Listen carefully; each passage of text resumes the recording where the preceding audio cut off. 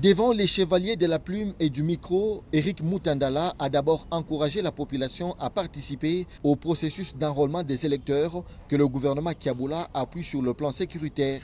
Il a aussi invité cette même population à dénoncer tout dérapage. Et de bien se faire enrôler. Parce que juste après ça, la CENI va retourner les données à l'ONIP. Et l'ONIP qui procédera à l'octroi des pièces d'identité à la population, de dénoncer ces cas de monnayage dans les centres d'instruction. Interrogé sur la sécurité des personnes et des biens dans la province du Haut-Katanga, le ministre provincial de l'Intérieur et Sécurité rassure que la situation sécuritaire de la province est calme et sous contrôle. Il a néanmoins dénoncé le cas de viol survenu dans les territoires de Mitwaba et les phénomènes corps sans vie et jetés dans les sacs observés ces derniers jours à Lubumbashi.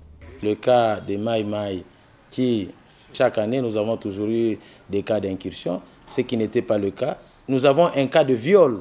Au moment où je vous parle, la victime est en train d'être acheminée vers Mitwaba, vers l'auditorat militaire. Le phénomène corps sans vie, aujourd'hui, ça devient un peu spécifique parce que le mode opératoire semble être le même. Les enquêtes sont déjà en cours. Nous avons déjà quelques traces et nous vous promettons que d'ici là, nous allons mettre fin à ce phénomène. Dans le but de renforcer la sécurité des personnes et des biens, Eric Mutandala a annoncé des mesures prises par le Conseil provincial de sécurité. Le Conseil de sécurité a instruit la police de redoubler de vigilance, aux forces armées de redoubler de vigilance. Pour les partis politiques, tout ce jeune qui sera interpellé en tenue apparent à la tenue de la police et de l'armée, un béret rouge et béret vert sera déféré devant la justice, qui que ce soit. Tout ce motard qui sera interpellé au-delà des 22 heures, que ce soit le conducteur, celui qui est transporté et la moto, se verra être déféré vers le parquet.